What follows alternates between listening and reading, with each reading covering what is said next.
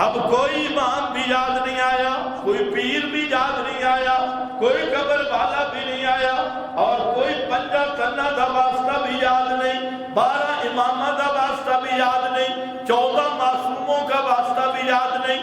اب ڈائریکٹ کہتا ہے، ساری زندگی کہتا تھا اللہ میری نہیں سنتا، لیکن اب جب فرشتے آ گئے غفلت دور ہو گئی، اب کہتا ہے رب اے میرے پروردگار ارجعون، آج مجھے واپس کر دے۔ ارجعون، روح نرگٹ پہ کھڑی ہے، گھنٹی پہ کھڑی ہے، اب سمجھ آئی ارجعون، ارجعنی بار بار تکرار کرتا ہے۔ قرآن نے اس کو تعبیر کیا ہے جمع کے ساتھ، اللہ مجھے واپس کر دے۔ ارجعون، کیوں واپس ہوتا ہے؟ دکان چلانے کے لیے، مکان کے لیے، بینک بیلنس کے لیے، دنیا میں اپنی تعریفوں کے لیے اور پروٹوکول کے لیے۔ وہ کہتا ہے نہیں، کیوں فیما ترکتک اللہ فیما لعلی اعمل صالحا، آج مجھے قیمت پتہ چل گئی، نیک اعمال کی پردہ کھل گیا، تاکہ میں واپس اس لیے جاتا ہوں کہ نیک عمل کروں۔ اعمل صالحا، پہلے جو نیک عمل کیے، نمازیں پڑھی، زکاتیں دی، جو کچھ کیا وہ شرک کی حالت میں تھا، اور شرک والا نیک عمل نہیں ہوتا، وہ سارا برباد ہے۔ آج سمجھ آ گئی عمل صالح کی۔ اللہ فرماتے ہیں کلا، ہرگز نہیں، اب کیسے؟ اب تیرا وقت ہی ختم ہو گیا۔ کلا، یہ ہے وہ پردہ جو میں سمجھا رہا تھا، الہاکم التکاثر، غفلت میں ڈال دیا۔ اس غفلت کا انجام کیا نکلے گا؟ اگر دنیا میں غفلت میں رہا، حق کو نہیں سمجھا، حقیقت کو نہیں سمجھا، تو پھر سوائے حسرت کے کوئی چیز نصیب نہیں ہوگی۔ یہی وجہ ہے امام الانبیاء صلی اللہ علیہ وسلم نے صحابہ کرام کی جو تربیت فرمائی ہے، اس تربیت کا پہلا عنصر یہی ہے کہ اپنے آپ کو غفلت سے نکالو۔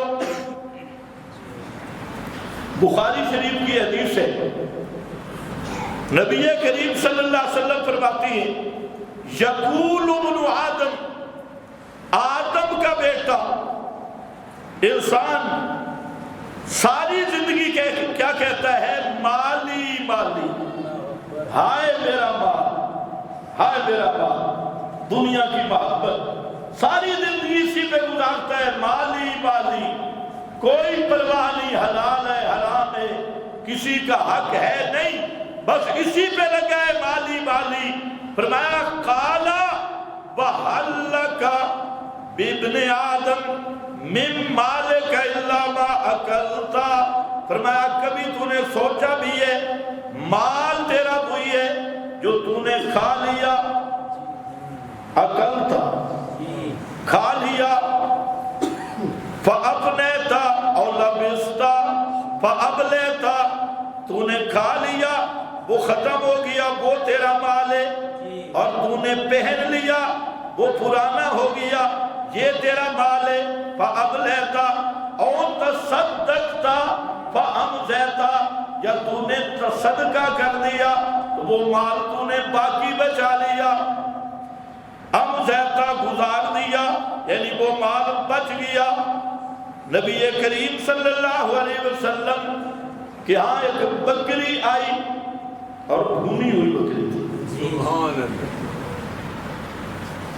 تو حضرت عائشہ صدیقہ رضی اللہ تعالی عنہا نے وہ پوری بکری صدقہ کر دی، سبحان اللہ، صرف ایک چوڑی اس کی بچا دی۔ چوڑی سمجھتے ہو؟ اگلا باز۔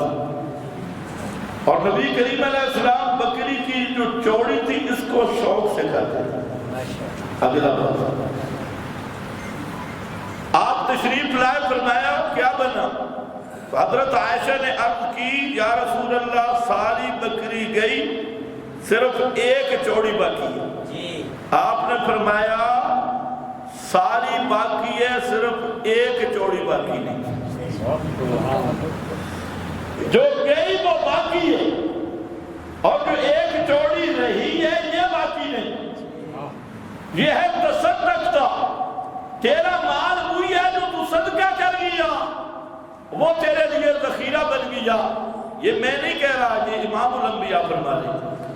فرمایا آدم کے بیٹے تو کیا سمجھتا ہے کہ تیرا جو بینک بیلنس ہے یہ تیرا مال ہے؟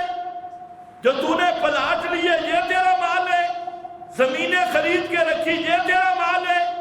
اور کوٹھیاں بنا کے رکھی یہ تیرا مال ہے؟ یہ مال تو صرف آنکھ بند ہونے کی دیر ہے. آنکھ بند ہوئی گاڑیاں بھی گئی، بلڈنگیں بھی گئی، گھر بھی گئے، حتیٰ کہ بیوی بھی گئی، نکاح بھی ختم ہو گیا.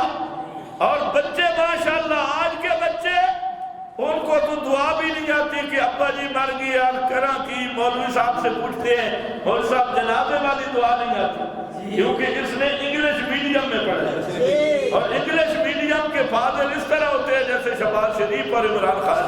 یہ انگلش میڈیم کے فاضل ہیں جن کو استنجے کا طریقہ بھی نہیں آتا، کلمہ سیدھا نہیں آتا. تو کہتے مولوی صاحب کہتے خیر ہے سورہ فاتحہ پڑھ لیں، سورہ فاتحہ پڑھ لیں دعا والی جگہ پہ. وہاں مولوی تیرا ٹوٹکا کیسا نسخہ بتایا کہ ابا جی کے لیے دعا کرنی تھی وہاں تو سورہ فاتحہ پڑھ. تو اب دعا کی جگہ پہ سورہ فاتحہ پڑھی جا رہی ہے. تو فرمایا ہوئے بولا تو یہ سمجھتا ہے مال صرف وہ ہے جو تو نے کھا لیا، جو تو نے پہن لیا، یا پھر وہ مال ہے جو اللہ کی رضا کے لیے صدقہ کی ہے. وہ مال تیرا باقی ہے. آنکھیں ادھر سے بند ہو گئی، کوٹھیاں بنگلے کاریں سب کچھ ختم ہو گیا اور ادھر سے اپنا مال نظر آنے لگا. وہاں جا کے پتہ چلتا ہے کہ میں کیا کر کے آیا ہوں. اب اولاد بھی گئی، بیوی بھی گئی، بیوی بچے اولاد سب جتنے وفادار ہوں کہتی ہے جلدی ذرا بزرگوں کو دفن کریں. کیونکہ ایک تو پیغمبر کا فرمان بھی ہے اسرعوا بالجنازہ. جب میت ہو گیا اب گھر رکھنے کی اجازت نہیں. اب ذرا چلتے جاؤ، چارپائی اٹھانی ہے تب بھی جلدی جلدی اسرعوا، دیر نہیں کرنی. اب یہ تھوڑا سا تصور کر لو یہ کوٹھیاں کہاں گئی، یہ مال کہاں گیا، پراپرٹیاں کہاں گئی، زمینیں دکانیں کہاں گئی، سب کچھ گیا. یہ تھا الہار کو متقاف. یہ وہ غفلت تھی جو آج پردہ چاک ہو گیا. اور یہ میرے نبی کا فرمان ہے.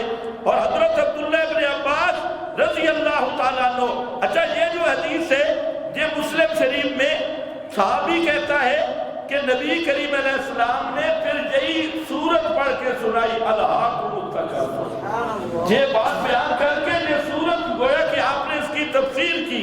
اور حضرت عبداللہ ابن عباس وہ فرماتے ہیں لو کان لابن آدم بادیان من مال لابتغى ثالثا. ابن آدم کے پاس اگر دو وادیاں ہوں سونا چاندی اور مال کی، وادی سمجھتے ہو، اور پہاڑ کے دامن میں جو علاقہ ہے وہ وادی ہے، بڑا پہاڑ ہے اور اس پہاڑ کے دامن کا جتنا ایریا ہے وہ وادی ہے. فرمایا ابن آدم، آدم کا بیٹا کتنا حریص ہے دنیا پہ کہ اگر دو وادیاں اسے مال کی مل جائے سونا چاندی سے بھری ہوئی ہوں لابتغى ثالثا، تو یہ تیسری وادی کی تلاش میں ہو.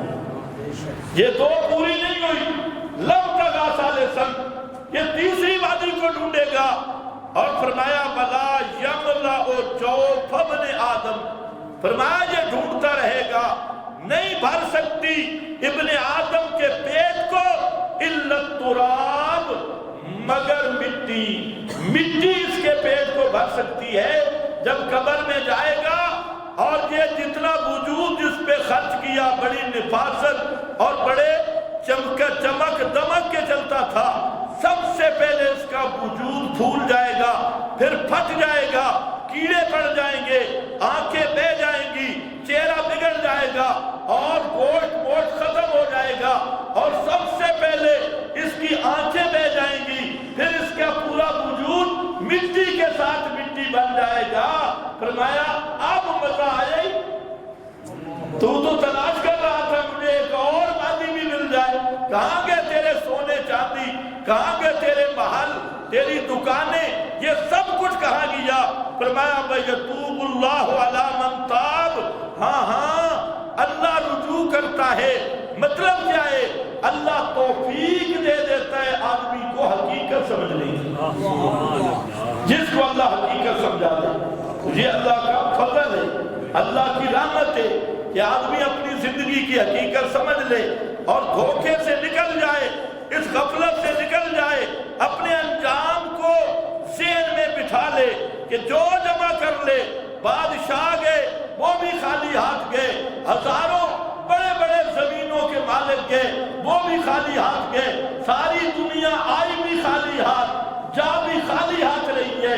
فرمایا اللہ جس کو توفیق دے سمجھنے کی، وہ سمجھ لے دنیا کی حقیقت، تو وہ دنیا کی محبت میں مبتلا نہ ہو، دنیا کے عشق میں مبتلا نہ ہو، وہ آخرت کا سوداگر بن جائے، آخرت کا متلاشی بن جائے، قیامت کا اور جنت کا وہ عاشق بن جائے، تو جنت، جہنم اور قیامت اور اللہ کے سامنے پیشی سے سب سے بڑی چیز یہی مال کی کثرت اور اس کا فخر ہے۔ پھر نبی کریم صلی اللہ علیہ وسلم کا یہ پہلے دوسری حدیث یہ بھی بخاری کی ہے، اور تیسرے نمبر پہ ترمذی شریف میں ایک حدیث ہے، نبی کریم علیہ السلام فرماتے ہیں ایک مثال کے ذریعے جس کا خلاصہ یہ ہے، فرمایا بتاؤ ایک بکریوں کا چھیڑ ہو، ریوڑ ہو، اور اس پر دو بھوکے بیڑیے پڑ جائیں، ذئبان جائع، بھوکے بیڑیے، تو اس ریوڑ کا کیا حال کریں گے؟ اس شیر کا کیا حال کریں گے؟ دو بھیڑیے اور بھوکے بھیڑیے اس کو تیس نیس کر دیں گے۔